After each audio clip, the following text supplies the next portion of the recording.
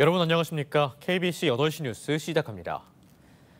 여수 산단 400mm를 최고로 광주 전남에는 역대 9월 광수량 기록을 갈아치우는 역대급 폭우가 쏟아졌습니다. 전남에서는 한 명이 숨지고 농작물이 침수되는 등 피해가 잇따랐습니다. 고우리 기자입니다. 잠수복을 입은 소방대원들이 저수지를 샅샅이 뒤집니다. 어제 저녁 6시 반쯤 장흥군 장흥읍에 사는 89살 A씨가 아내를 마중 나갔다 실종됐다는 신고가 접수됐습니다. 경찰과 소방당국이 헬기와 드론 등을 투입해 수색 작업을 벌였지만 A씨는 실종 18시간여 만에 숨진 채 발견됐습니다. 마중 나오는데 그때 이제 막 울고 날 텐데 비가 이렇게 내리면 좀 이따 오라고 되는데 시간이 약속한다고 내려오셔가지고 사고로 이렇게 돌아가실 줄 몰랐죠. 비슷한 시각 여수시 소라면에선 주민들이 불어난 강물에 갇혔다 구조됐고 고흥과 해남, 진도 등에선 주택 145채가 침수됐습니다. 농작물 피해도 잇따랐습니다. 보성과 해남 등 전남 곳곳에서 수확을 앞둔 벼 1,030헥타르가 쓰러졌고 장흥에선 농협 창고가 침수돼 양곡 400톤이 물에 잠겼습니다. 전남소방본부는 이번 비로 1,100여 건의 신고가 접수돼 안전조치 배수 지원 등에 나섰다고 밝혔습니다. 전라남도는 비가 완전히 그치고 물이 다 빠지면 피해 신고가 늘어날 것으로 보고 정확한 피해 상황을 조사하고 있습니다. KBC 고울입니다. 낮과 밤의 길이가 같아진다는 추분인 오늘 밤까지 광주와 전남에는 5에서 10mm의 비가 더 내리겠습니다. 내일은 대체로 맑은 가운데 낮과 밤의 기온차가 10도 안팎까지 벌어지는 완연한 가을 날씨를 보이겠습니다. 아침 최저기온은 17도에서 21도, 낮 최고기온은 26도에서 29도 분포를 보이겠습니다. 서해 남부 먼 바다에 풍랑특보가 발효된 가운데 바다의 물결은 2에서 4m로 매우 높게 일겠습니다. 나주 비상활주로가 신호등과 같은 안전시설 없이 방치되고 있습니다. 그러는 사이 자동차 경주가 벌어지고 운전 연습장으로도 쓰이고 있는데요. 비상활주로를 이용하는 주민들은 아찔한 상황이 반복되면서 불안을 호소하고 있습니다. 이런데도 국방부는 안전시설물 설치를 차일피일 미루면서 주민들의 목소리를 외면하고 있습니다. 임경섭 기자의 보도입니다. 쭉 뻗은 도로를 차량들이 굉음을 내며 질주합니다. 중앙선을 가로질러 방향을 바꾸고 역주행도 서슴지 않습니다. 나주 삼포면에 있는 길이 2.5km, 폭 45m의 공군 비상활주로에서 보여지는 장면입니다. 출입이 자유롭고 속도 제한이나 신호체계도 없어 무법천지로 변하기 일쑤입니다. 활주로를 가로질러 마을 입구로 들어가는 길이 있는 교차로입니다. 이곳에서는 올해만 차량 전복 사고가 2번이나 발생했고 해마다 수도 없이 사고가 발생하지만 아직 신호등조차 설치하지 못했습니다. 군사시설로 엄격하게 관리되는 탓입니다. 최근 이곳에서 발생한 교통사고는 2021년 3건, 2022년 6건, 지난해에는 8건에 달합니다.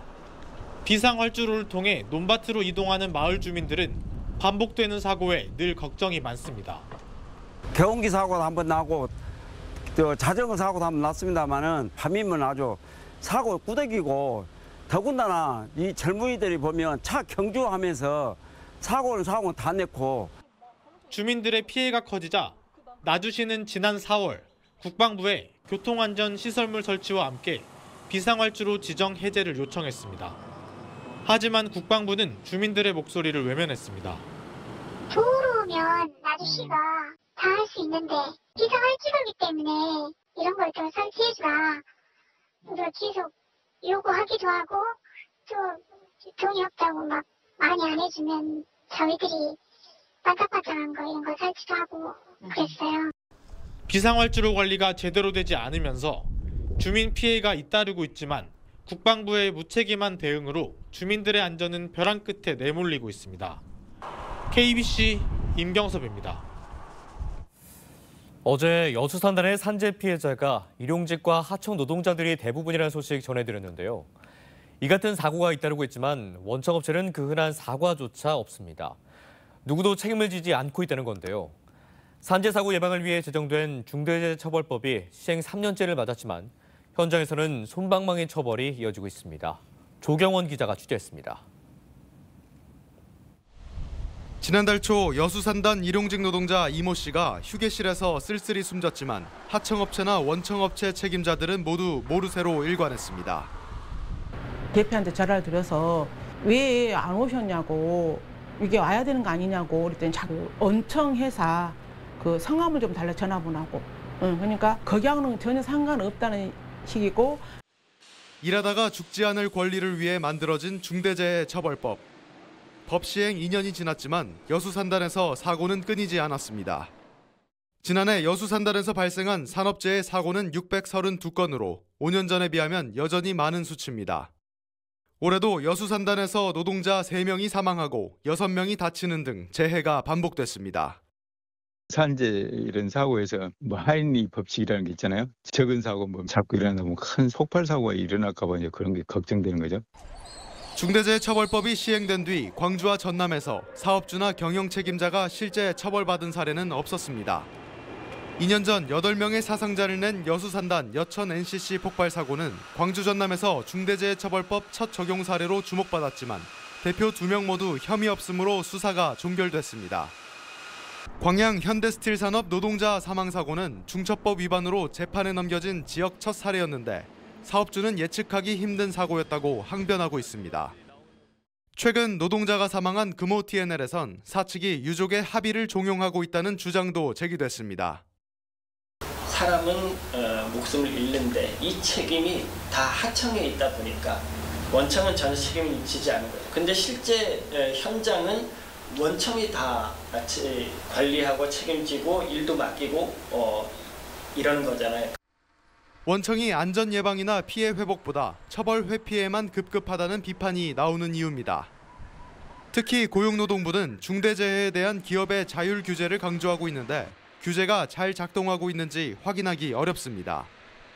노동자들의 억울한 죽음이 반복되지 않기 위해선 안전사고 예방 교육과 정책을 강화하고 중대재해를 일으킨 사업주를 엄벌해야 한다는 지적입니다. KBC 조경원입니다. 오는 10월 16일 치러질 전남 영광군수 재선거에 더불어민주당과 조국혁신당 대표들이 직접 현장에 나서면서 선거 열기가 더욱 뜨거워지고 있습니다. 민주당은 내일 영광에서 이재명 대표와 박지원, 이계호, 신정은 의원 등이 참석한 가운데 농정 간담회를 갖고 장세일 후보를 지원할 계획입니다. 조국혁신당은 조국 대표가 추석 연휴 전부터 영광과 곡성에 월세방을 잡고 서울과 지역으로 가며 직접 선거를 챙기면서 장현 후보를 돕고 있습니다. 영광은 지난 8차례의 지방선거에서 무소속 후보가 3차례 당선될 정도로 정당보다는 인물을 보고 투표하는 경향이 강합니다. 공직선거법 위반 혐의를 받고 있는 광주 동남을 더불어민주당 만도걸 국회의원이 경찰 수사를 강하게 비판했습니다. 안 의원은 오늘 자신의 페이스북에 글을 올려 경찰이 주장하는 혐의는 사실과 다르거나 객관적인 증거가 없다며 선거법 준수를 일원칙으로 삼은 제가 불법 행위를 지시했다는 것은 상상할 수 없는 일이라고 주장했습니다. 안 의원은 지난 4.10 총선을 앞둔 민주당 경선 과정에서 불법 전화 홍보방을 운영하고 선거사무실 운영자금을 제3자에게 대납하도록 하는 등의 혐의를 받고 있습니다. 경찰은 최근 안 의원과 캠프 관계자 등 17명을 검찰에 송치했습니다. 여수의 한 호텔에서 엘리베이터가 멈춰서면서 탑승자들이 30분 넘게 고립되는 사고가 발생했습니다. 여수 소방서는 어제 저녁 6시 20분쯤 라마다 호텔에서 엘리베이터가 내려가던 중 5층에서 갑자기 멈췄다는 신고를 접수받고 현장에 출동해 28개월 된 아기를 포함해 5명을 무사히 구조했습니다. 이들은 소방당국에 구조되기 전까지 30분 넘게 엘리베이터에 갇혀 있었던 것으로 전해졌습니다.